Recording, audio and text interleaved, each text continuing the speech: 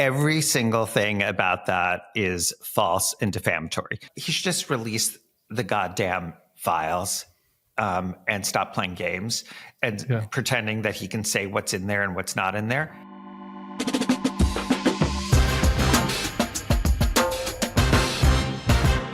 Hello and welcome to the Bulwark Podcast. I'm your host, Tim Miller. Delighted to be here with one of our good friends on the day before Thanksgiving. He's a professor of practice at NYU Law School. He was chief of the fraud section, which no longer exists at the DOJ, as well as general counsel of the FBI. He's an MSNBC legal analyst. He has a podcast called Main Justice with Mary McCord. He has a Substack called Behind the Headlines.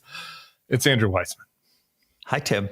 How are you? He's bescarfed. He is in Paris and he is bescarfed. And I look at you and I'm sorry, but if I'm Kash Patel, I'm looking at you in this photo right now and I'm thinking, are you a suspect in the Candace Owens situation? She says the French are sending assassins her way. You are in France. You are in a scarf. Have you been speaking to any legionnaires? I was going to make some French joke, but I'm not going to.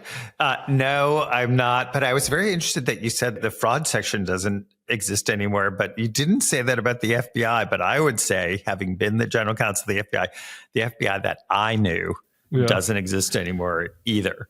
But yes, all that stuff has gotten dismantled. See, I just jumped right into substance. So I appreciate that. Well, I've got more chit chat for you to substance. For starters, good. I just looked at this. I'm going to be in trouble because you're an MS Now legal analyst now. MS Now. Although, did I tell you, I came up with my own sort of way to try and deal with this, which is MS Now more than ever. Now more than ever.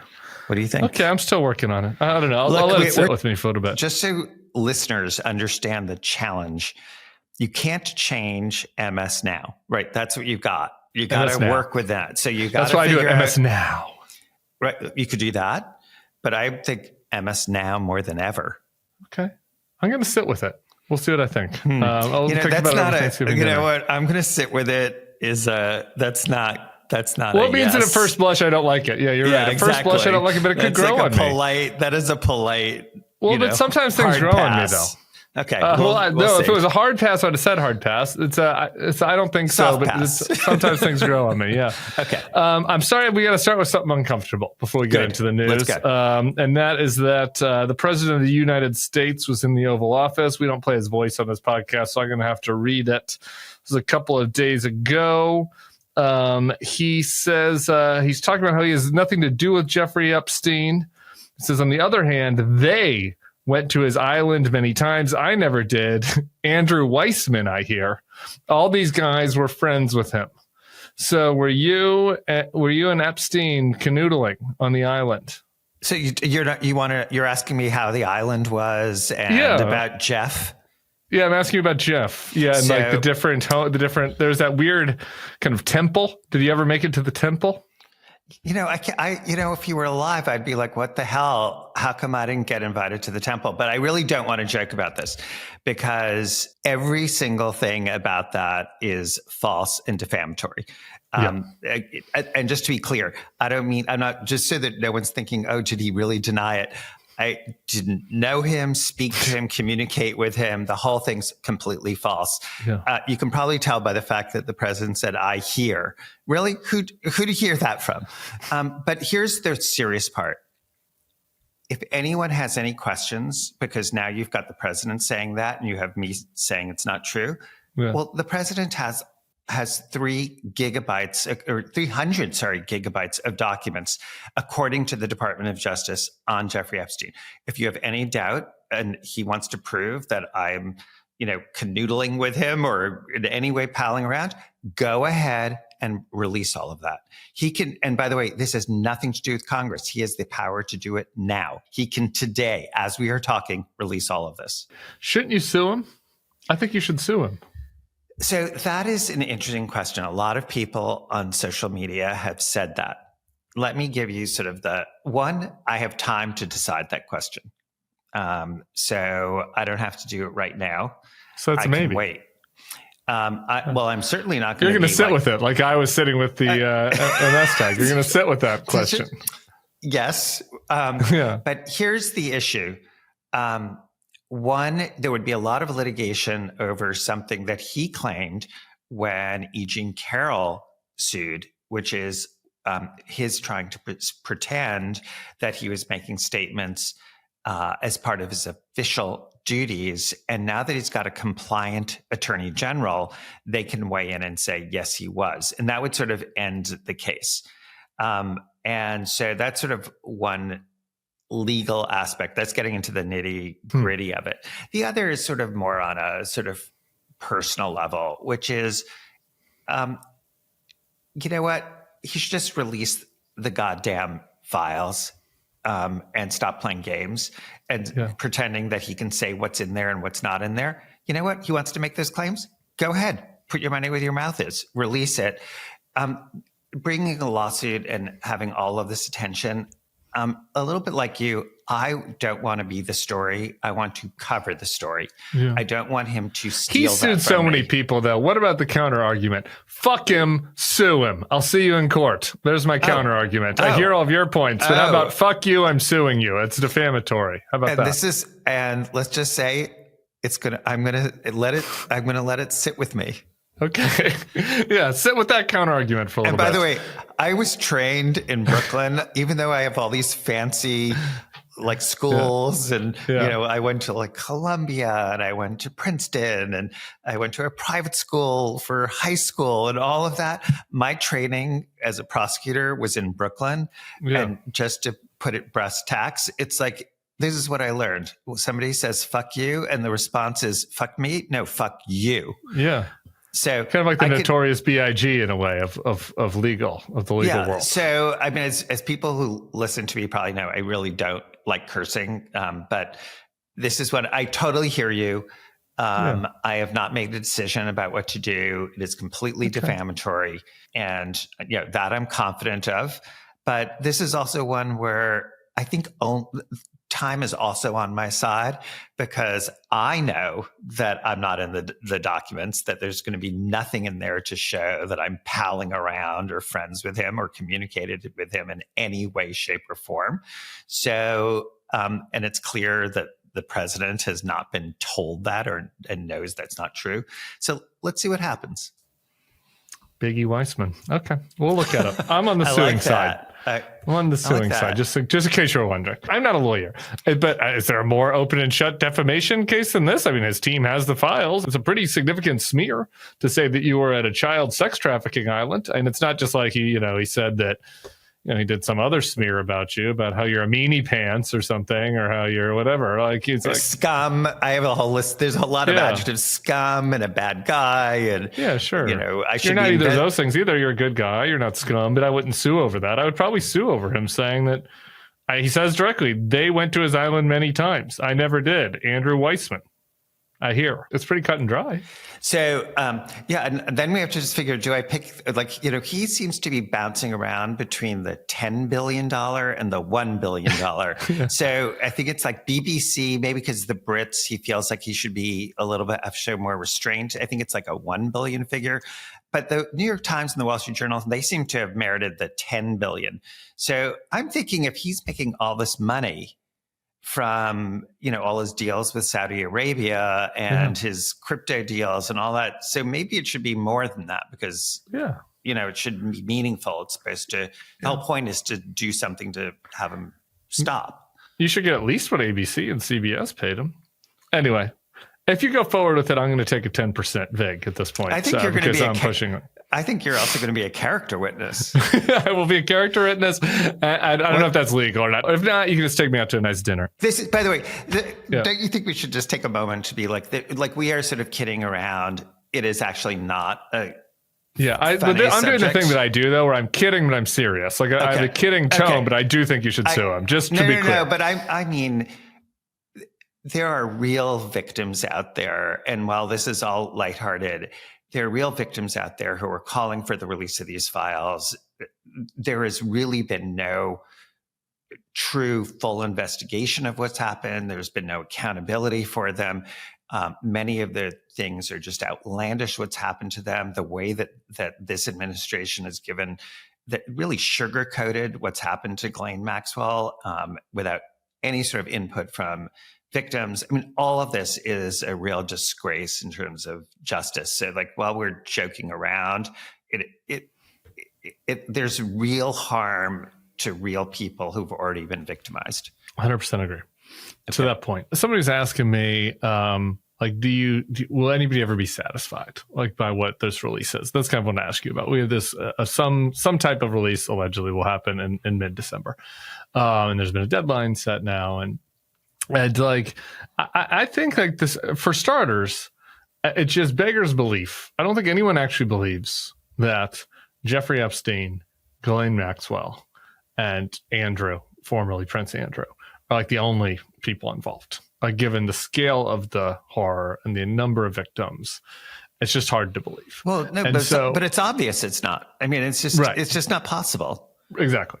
And so I think just as a minimum ante for, like, will anyone ever be satiated by anything? It's like, if there is a release of additional information from whatever the DOJ has looked into over the years, that, like, there needs to be some feeling that there will be other people that were involved that are held to account, or maybe they've passed away, but at least we've learned. And to me, that is what I wonder from you, like, and who the hell knows with this DOJ, but, like, what do you expect? Like, do you, as far as what they might do, what they could do, what their ability to redact is, et cetera? Sure. Okay. Well, let's just take the first thing, which is the argument that, no one's ever going to be satisfied. Well, you know what? That's a terrible argument. We should not release anything because, no matter how much we release, no one will be satisfied. Well, you know what? I've done a lot of investigations where you do what you can for victims, and you do as much as you can, and you do as thorough an investigation as you can. Does that mean you're going to get to the bottom of everything?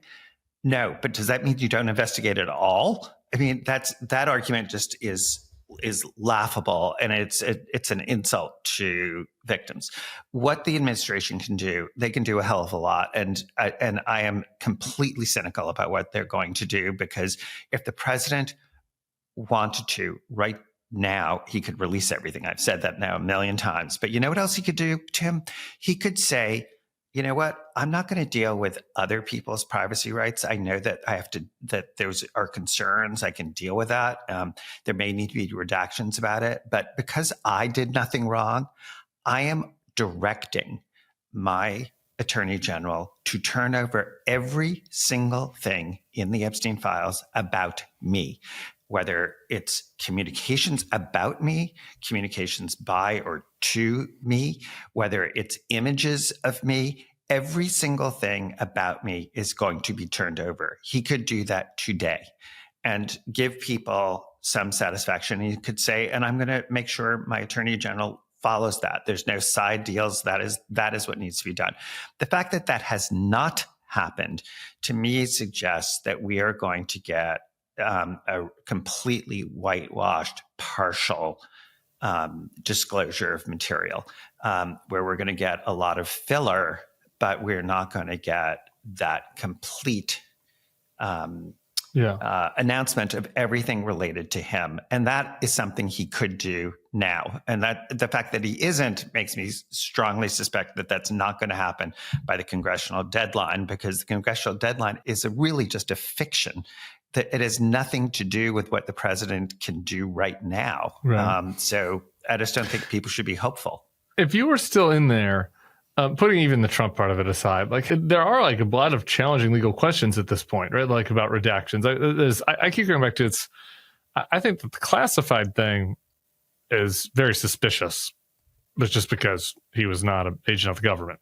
And so why should he have any classified materials in there? He did not have a security clearance, as far as I know. So and the president, as we know, is happy to declassify things, everything of all sorts of things. So yes, could there be classified material? Seems unlikely, but there could be.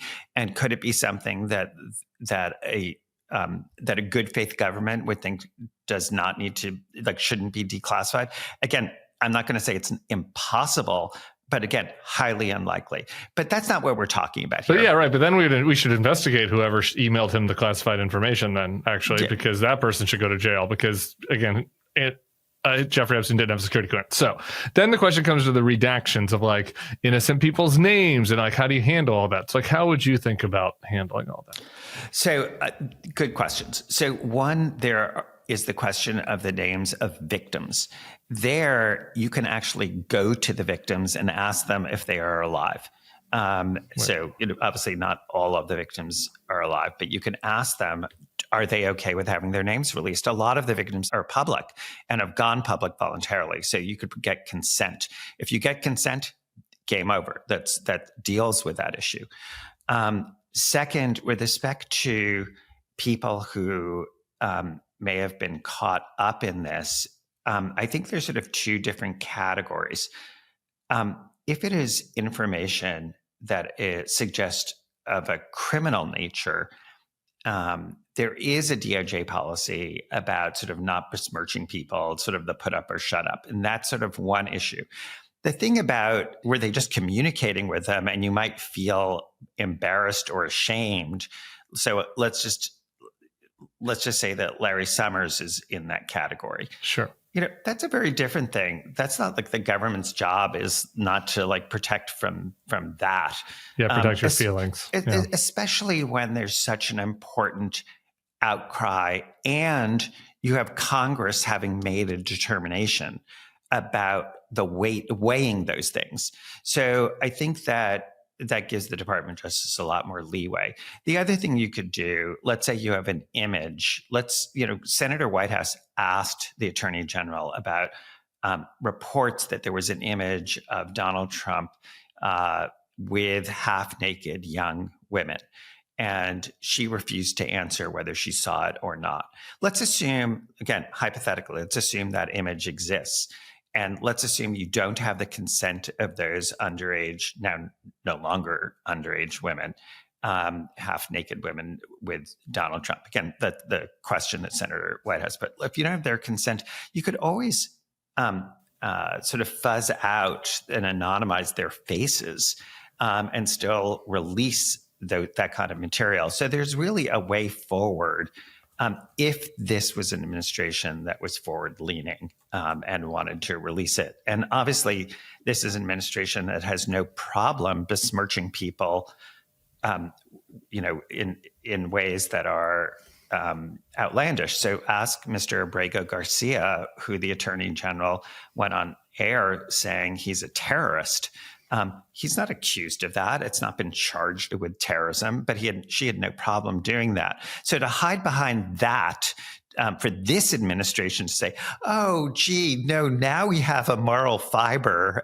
We don't want to accuse people of things that they haven't been charged with really comes with poor grace when you're talking about this administration, which has no problem labeling people without being charged. Moving on to Maxwell. Just really quick, in this category, the prisoner who's in the camp who's playing with a puppy. Yeah, she's doing great. Did you see that she got the nice toilet paper? I didn't see that. I saw that she got the puppy. Yeah, she got like the triple ply toilet paper. I mean, it's really the fancy. Okay. It's better than you're getting in France. I'll tell you that. There's a joke here, which is no shit. Yeah, exactly. It's that European toilet paper is like fucking sandpaper. That got a laugh. That was a laugh. You. Yeah, of course you did, Andrew. You make me giggle sometimes. I'm like a serious lawyer. This is not like that's not high on my what I'm known for. It's a holiday week, and this is the podcast where you let your hair down a little bit. Pity laugh. Okay. Yeah. No, that one was good. The sandpaper toilet paper you're dealing with in Europe, though. Not Ghislaine. She's doing fine. She's got the nice stuff. One of the people there said to Jane Raskin, I'm tired of being her bitch. What do you happen with that? You've done some posts about this, about things Congress could or should be doing related to Maxwell. Like, what do you think at this point is the path forward? Sure. Well, first, the idea that she gave a quote unquote interview to the Deputy Attorney General that was, it's hard to even call it an interview, and then was rewarded by getting moved to a camp is a complete affront to victims. What can happen? You know what? She has said that if she's called to Congress, she's going to assert the Fifth Amendment and she's not going to testify, in spite of giving 2 days of answers to the Deputy Attorney General because, the Deputy Attorney General can help her get a pardon, which is obviously her end goal. The Congress can actually deal with her saying, I'm not going to testify based on the Fifth Amendment. They can immunize her, and that will force her to testify. So if you immunize somebody, that takes away their Fifth Amendment, and in exchange, their words cannot be used against them to prosecute them, other than if they were to lie or obstruct Congress. Now, she's already got a 20-year sentence, so you don't need to worry about, do we need to prosecute her some more? She's going to serve 20 years. If you immunize her, I think she deserves more, but okay, sure. But that's a judge decided it should be 20. Great.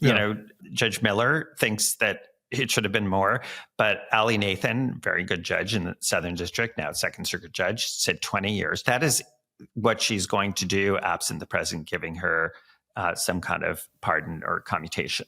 And so they could immunize her and force her to testify before Congress.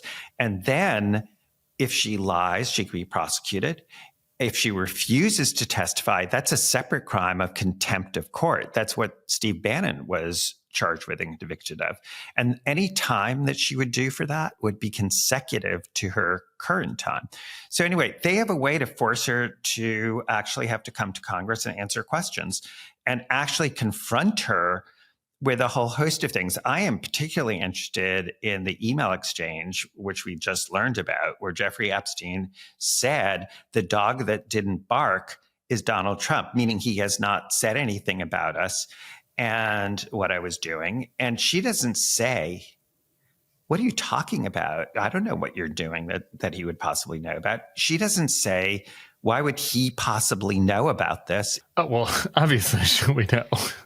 Right. Yeah. And so, I guess the question is, well, the Republicans aren't going to do this. So your point is, if the Democrats take back control, what you would recommend is to immunize her and bring her in front of Congress. Yeah, and also the Republicans who just voted to sort of force the president to do this, they could say, we want to hear from Ghislaine Maxwell, and they could join with Democrats and do this. I think it's worth people talking about it so that there's sort of public pressure for accountability here, and let the Republicans who had taken this step with respect to documents now take a step with respect to a witness. I don't deal with the political realities of it. That's sort of your area. My point is there is a tool. There is something, like, if you're asking what can Congress do, they have the tools in the same way that they had the tools, and they voted by quite a lot, meaning unanimously -1 with respect to the documents. They can do the same thing with Ghislaine Maxwell. After all, if the Deputy Attorney General thought that he should sit down with her for 2 days and interview her, what shouldn't he be saying? Sure, absolutely, bring her to Congress. You would think so. There's some reason to suspect not, but we'll see how that shakes out. I want to get now to the dismissals, the great news of the week, which I'm excited to have you to discuss. We have District Court Judge Cameron Curry. She dismissed the criminal cases against James Comey and Tish James, which was a shock to me. I don't know about you, because they seemed really so serious, and they really took a lot of protocols, and that they really crossed their T's before they dropped those prosecutions. She had ruled that Lindsay Halligan was unlawfully appointed. The law only allows one interim U.S. attorney to serve for a temporary 120-day period. Her predecessor, Siebert, was also a Trump-appointed interim. He was the one that resigned because he wouldn't take on the case. And so that means that the cases are dismissed. There are a lot of ins and outs and what have yous, but where are you at? Do you think this is, obviously they'll appeal, but do you think this is basically the end or TBD? So the judge's decision is consistent with all of the other judges who had to confront this, which is just a sign that Donald Trump keeps on appointing people as U.S. attorneys who are so unqualified that the judges, after the 120 days, the way the statute works is Trump gets the first 120 days. And then after that, the judges get to choose. Now, in normal circumstances, the judges just go ahead and choose the person who the president chose for the first 120 days, because they're not looking at this from a partisan way or a policy decision. They're just saying, look, is the person competent? Can they do the job? And so they almost always do that, but not in this administration. So that's why you have Alina Habba having been ruled, nope, illegal, and the judges won't appoint her.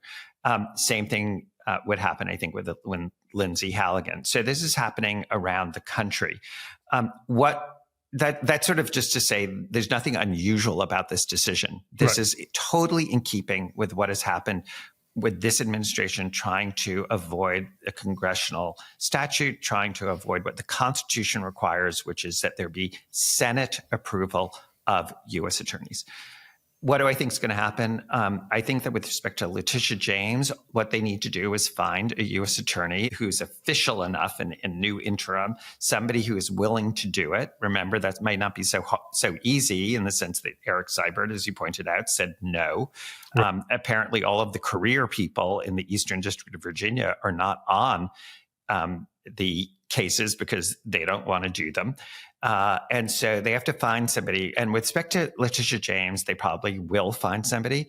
With James Comey, the issue is, even if they find somebody, the statute of limitations, the 5-year period in which they have to bring charges, has run. Does that mean that it's run, but since they had started it, does it get kind of grandfathered in? So that is going to be the litigation. If they find somebody to bring this new case, if they find somebody to do it, which I suspect they will, there will be litigation where Comey will say, in addition to all of his other arguments, vindictive and selective prosecution, et cetera, they will say that the statute ran. You should have brought this within the 5-year period, and you sort of have, the vernacular, will they be able to say, yeah, but we brought the initial one at the right time? And the debate will be, wait a second, if it's a nullity, if this was just void ab initio, if the court's supposed to treat it as if it did not happen, then nothing stopped the clock. The clock ran out after 5 years, and now you're bringing this at a time after the 5 years. So that's Comey's position. And the government has to be able to say, no, I want to sort of resurrect it. I should point out, I will tell you, this happened for me once on a minor in possession of alcohol. You're kidding. Long story, but yeah. Minor. Short version is I got a minor in possession of alcohol. I was supposed to do a class and a fine. I paid the fine, did half the class, didn't finish it. Then I was pulled over for running a stop sign 4 years later, and they're like, you have a warrant out for not finishing your minor in possession class.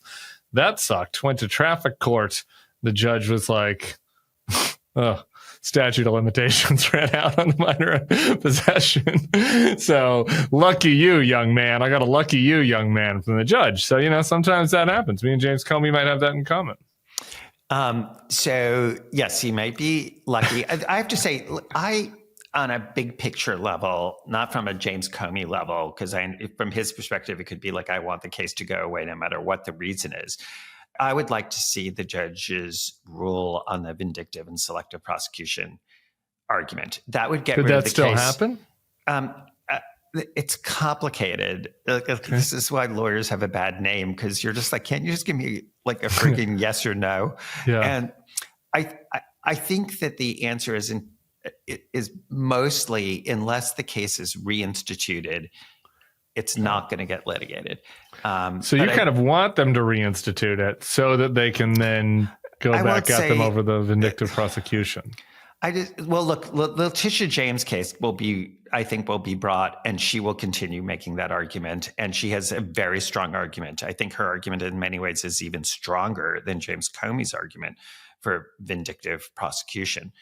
I just want to mention something on the government side, which is there is a statute that says that if you have brought the case within the statute of limitations, and a court later says that there's some defect in the indictment and you need to re-indict, and you dismiss the indictment because of that, this congressional statute 3288 says that the government gets 6 more months. And so I think we're going to hear a lot about that statute and about whether this is the kind of dismissal that triggers that 6-month period that would allow James Comey to be properly reindicted, or whether that statute doesn't apply here. Can we take this in the bigger picture, which is just about how embarrassing this is for them, and how and just like the degree to which they're bad at their efforts at political retribution. I mean, I was saying this to Sarah earlier. Trump has gone a lot further than many people expected in certain areas. In this area, I was pretty concerned, and I know you were, everybody was. Like, I wasn't fleeing the country concerned, but I was like, a lot of things the FBI can do before you even get to an indictment. There's a lot of ways that the Department of Justice can hassle people and make their lives miserable. I didn't think I was at the top of the list. You were ahead of me. I was keeping an eye on you mostly. I was like, if they come from Weissmann, then I'll start to get worried. But I was your canary in the coal mine. Yeah, exactly. Okay. But but here we are a year out, and like, he had these huge plans for revenge, including arresting Obama, and remember that, and going after Comey and Schiff and James, and now we're about to the next topic, going after these 6 members of Congress that did this video, and it has just been a total incompetent disaster. And like, they're not even good at the authoritarian stuff when it comes to the narrow part of using the justice system to target their foes, right? And this has been really embarrassing. Yes, but that is the part of that's like Trump 1.0, which was malevolence, fortunately married with incompetence. Yeah, right. And here, there's certainly malevolence. There's the transparent weaponization of the department. When you say, I want you to open an investigation into the Epstein matter, but only as to Democrats, that is just, it is not the quiet part out loud. It's the loud part out loud. I mean, it is just being blatant. And so that is what's going on. In terms of incompetence, just remember Lindsay Halligan had just swore to a judge that she didn't present the indictment, the second indictment of James Comey, to the grand jury. The next day they filed something saying, no, they made a mistake. She did present it. I mean, it's just a clown show.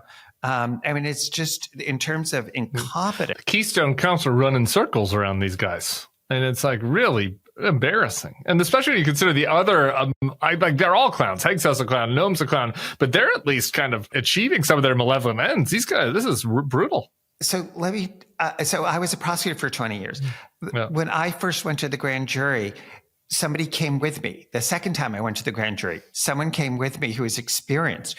Right. Lindsay Halligan had never been a criminal prosecutor. She had never been a criminal lawyer. She was a civil insurance lawyer.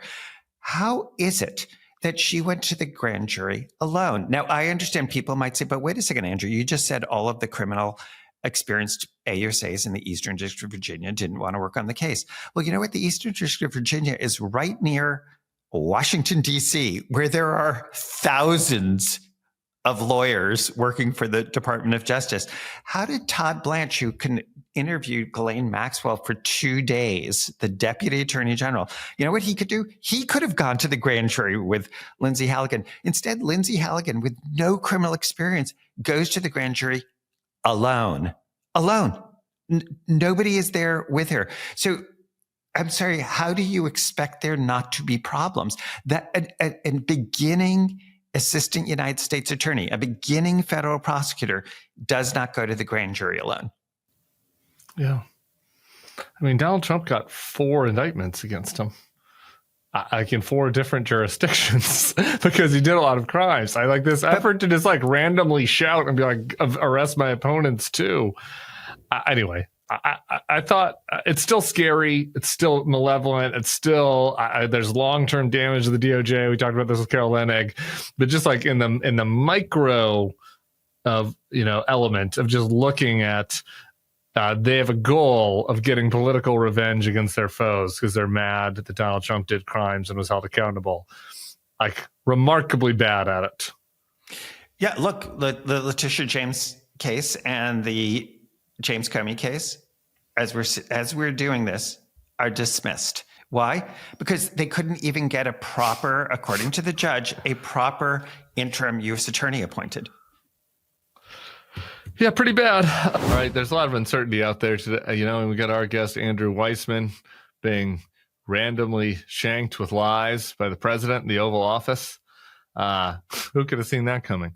So in a world of uncertainty, it's important to turn to things that can help give you a little bit of peace of mind, and that's why our sponsor, SelectQuote, is here for you. For over 40 years, SelectQuote has been one of the most trusted brokers in insurance, helping more than 2 million Americans secure over $700 billion in coverage.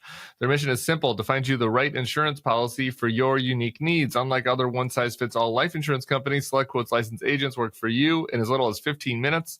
They'll compare policies and find you the best fit for your health and your budget. And they work for you for free. No medical exam, no problem. They partner with providers offering same-day coverage. And if you have high blood pressure, diabetes, or heart disease, SelectQuote has partners with policy designed for many pre-existing health conditions, including those, so you get the protection you deserve. Head to SelectQuote.com, and a licensed insurance agent will call you right away with the right policy for your life and your budget. Get the right life insurance for you for less and save more than 50% at SelectQuote.com/Bulwark. Save more than 50% on term life insurance at SelectQuote.com/Bulwark today to get started. That's SelectQuote.com/Bulwark. Now we move to the FBI's work, and they're going after, as we're taping this, apparently they've requested interviews with Senator Kelly and 5 of the Democrats: Slotkin, Crow, DeLuzio, Goodlander, and Houlihan. They're in that video that I've discussed a couple times where basically they said to U.S. soldiers, that they do not have an obligation to follow an unlawful order, which is the law. Yeah, it was pretty perfunctory. Trump said that video was seditious behavior punishable by death. Stephen Miller called it an insurrection, I think. But I think those are not the law. Okay, thank you for clearing that up. And now I guess the FBI wants to bring him down to the bureau, have a little chit chat. If I'm Mark Kelly, I'm like, all right, buddy. All right, Cash. Let's do it. I'm interested in seeing your office, actually. Can we take a look around, see the took of the challenge coins? I'd love to have a little meet cute over this. Like, what is this? This is the best they got? There's more, because the Department of Defense wants to take Kelly and bring him back into service and court-martial him, and have that to have a chilling effect on anybody who is in public service, and also a chilling effect of people who served in the military. And this, if you remember, was a big issue at the end of the first Trump administration, with former secretaries of defense and Liz Cheney really calling out this concern about the military, and making sure that they do not bend the knee to the political ambitions of then President Trump at the end of his first term.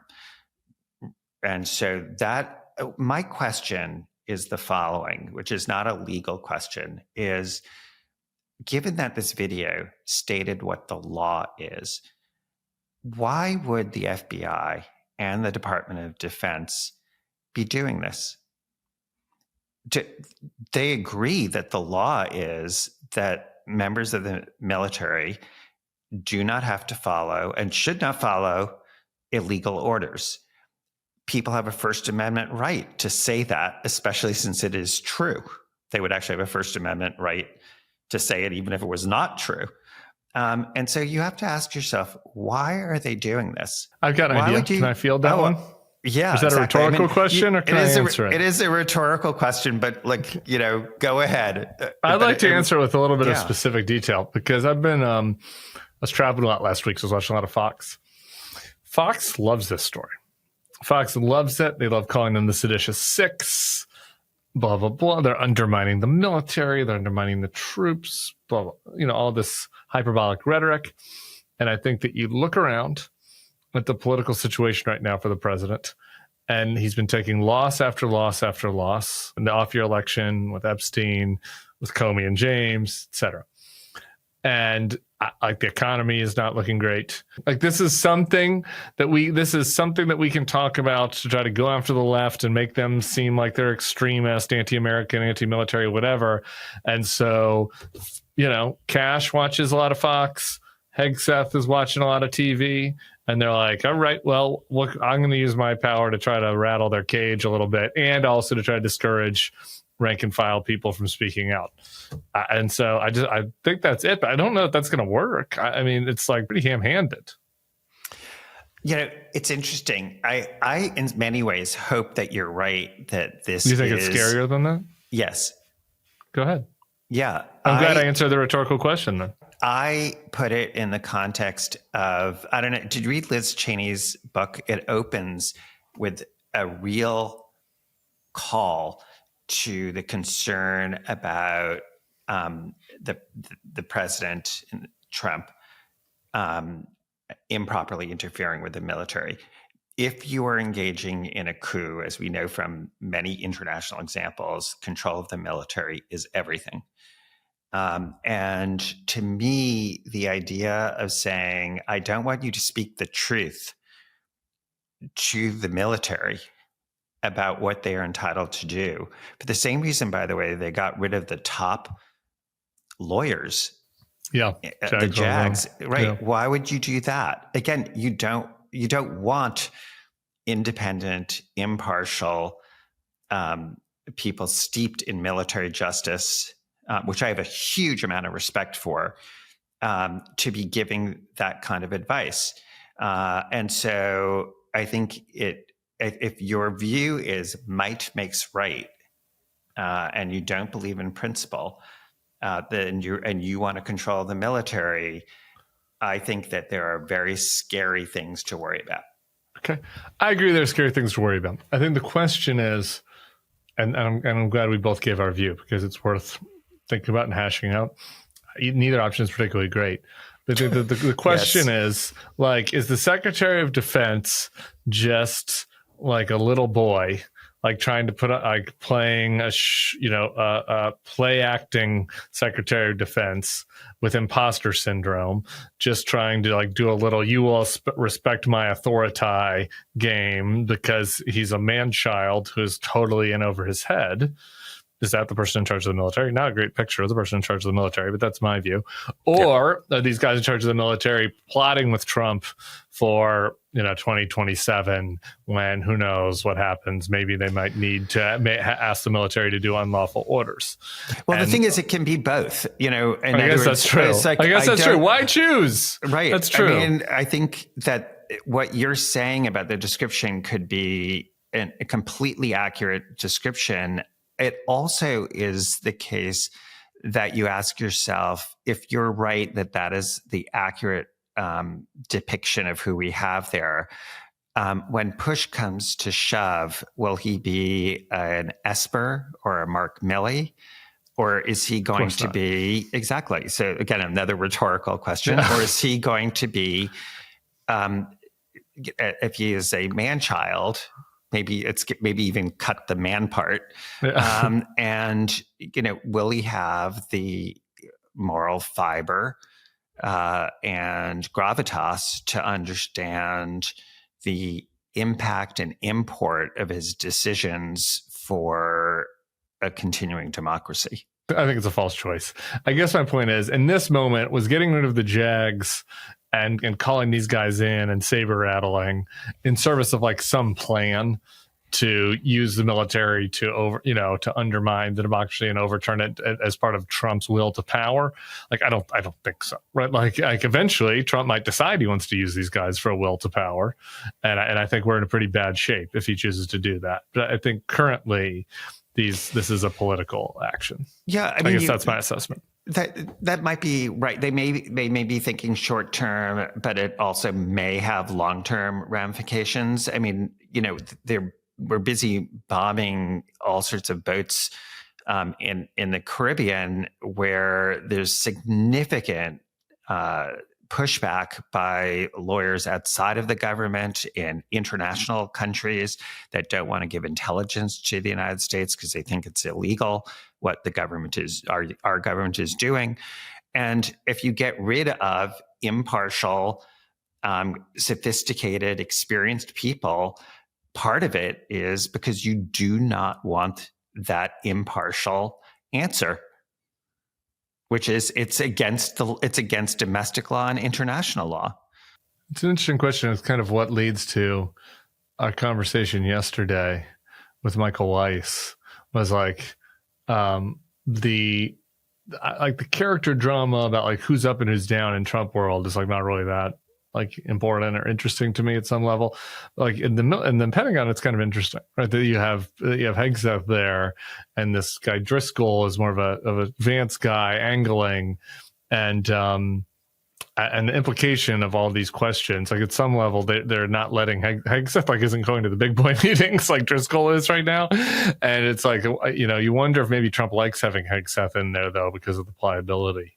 And it is related to all this. I mean, to me, pliability seems to be the number one criteria. CEG, Lindsay Halligan, to go back to where we started. I mean, that just seems to be the number one thing that you're looking for, because at the very least, I think nobody has been arguing, well, we're picking the very best people for the job. There's one more thing that isn't really for you, but since we're here, I just wanted to bring up, because I was talking to Weiss yesterday. I'm just curious what you think about this. And it's not really in the legal space, but, or maybe it kind of is. He was explaining that there is this, that Witkoff and Kushner, and maybe Vance a little bit, were kind of freelancing this Russia-Ukraine deal, outside of the regular structure, and that Rubio, but notably Ratcliffe at CIA, are like against what they are doing and for, the more formal process that's going through the Europeans and Ukrainians, et cetera. And I kind of impishly asked Weiss, I was like, why isn't the CIA spying on Witkoff then? Like if Ratcliffe is against us, shouldn't he be spying on Witkoff? And then just before we came on, I've got this John Hudson over at Bloomberg is reporting on this extremely rare leak of a phone call transcript between Putin's senior foreign policy advisor and Steve Witkoff. Witkoff advises Putin's aide on how to pitch Trump on backing a Gaza-style peace plan. So I'm not saying that I was onto something there, really. Who the hell knows what's happening with that? But pretty noteworthy, I guess. I don't know how that stuff, the transcripts, it feels like that seems like a pretty close hold. Yes. So just remember, a lot of foreign governments and the United States are sort of constantly spying on each other. Right. We would be doing everything we can to capture communications with Putin. And I'm just talking prospectively. I'm not talking about anything I would or would not have known previously. So that would be something that was in the government's interest, is to find out everything that anyone who's communicating with Putin or senior people around him. So even if you were not targeting Witkoff himself, you might pick this up in that capacity, right? Sure. So that's a way of saying that you would get this without actually saying, oh no, we targeted an American. Yeah, we were spying Witkoff. Exactly. The interesting part to me is the leak of that. That to me is, just remember when the plan came out that it was like, oh, Ukraine, here's the quote unquote peace plan. And by the way, which is where you give up everything. That's our plan, which is the aggressor gets to keep the spoils. That's our plan. But by the way, we have 28 points to the plan, but that's the bottom line. And then the president says, and by the way, you have to do it by Thursday, Thanksgiving. That's the plan. And then it comes out, oh, wait, that's not our plan. That's Russia's plan. I mean, again, to your point about they look incompetent, that does suggest that they don't have, it's not competently put through, and that you don't have an administration that is working in a synthesized, coordinated way. Whereas actually with the Middle East, with Israel and Gaza, whatever you think about sort of the outcome there, that actually, I know they built on a lot of stuff that had happened under Biden and under Tony Blinken, but that actually came across as competent. In other words, like that was actually, you understood that there was a lot of work done, and there wasn't a lot of people saying different things at different times and backtracking through that. So that, but here, for whatever reason, not only is the initial proposal just outlandish, but you can't even get your ducks in a row about like whose position is this? Is it the United States or is it Russia's? How's that for a basic thing that you would want to know? If it's our government that was capturing that call and those comms, it's got to be a pretty small number of, like, who could even authorize a leak like that? Would like a call between a Russian diplomat and the U.S. negotiator? It's a pretty small list, right? Like Rubio has to approve that, right? You're really just saying who leaked it. And yeah. I mean, I'm saying if it was the U.S. government, would have had to be, like Rubio would have had to be, and that's a pretty small circle of people that would have the transcript of a phone call between Witkoff and a Russian diplomat. And unless one of them leaked it themselves, which I guess is possible.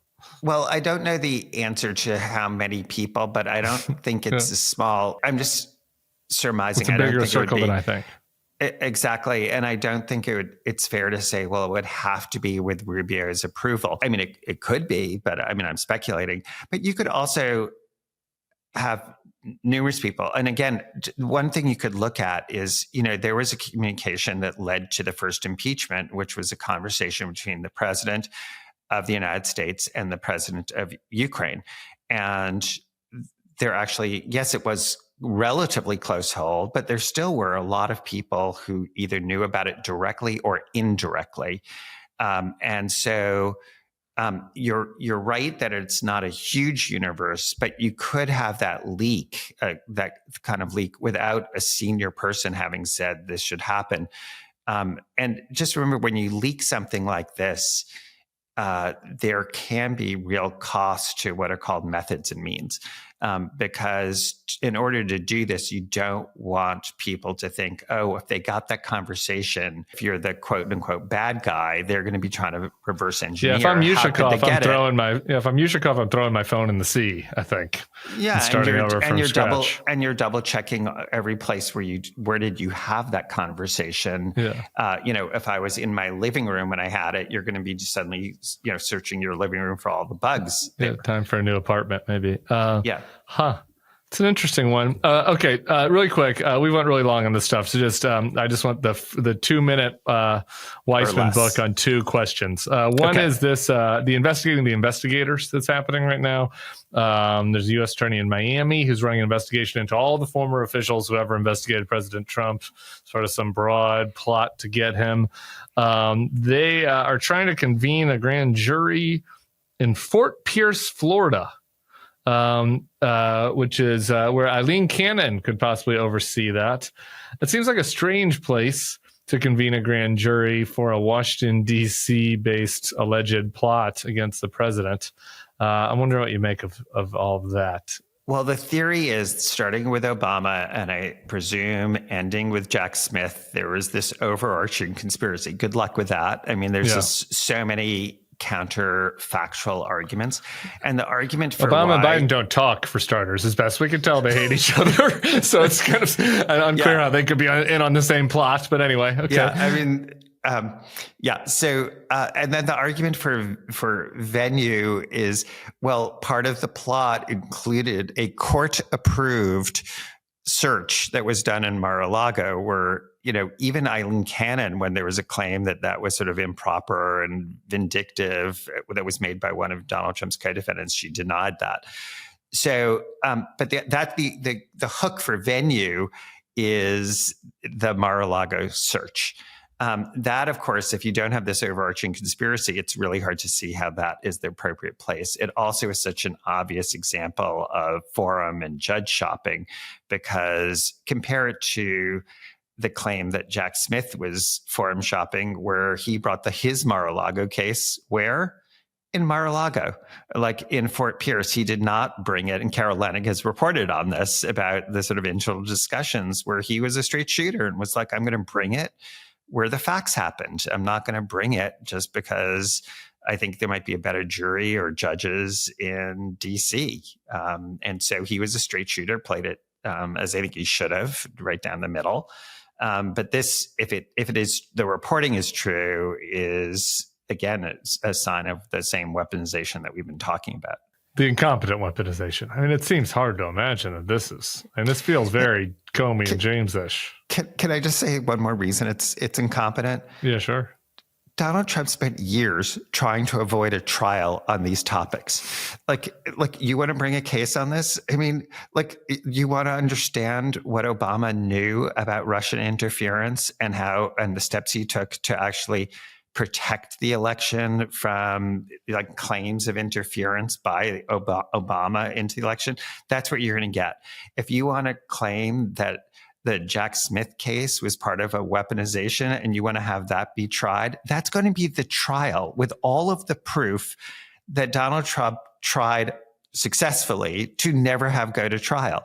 If you want to argue that the Mar-a-Lago case involving classified documents was trumped up, no pun intended, it's like, what do you, like, if you're these people, you're like, what are you doing? You're actually going to be giving a forum for exactly what Donald Trump spent years trying to avoid.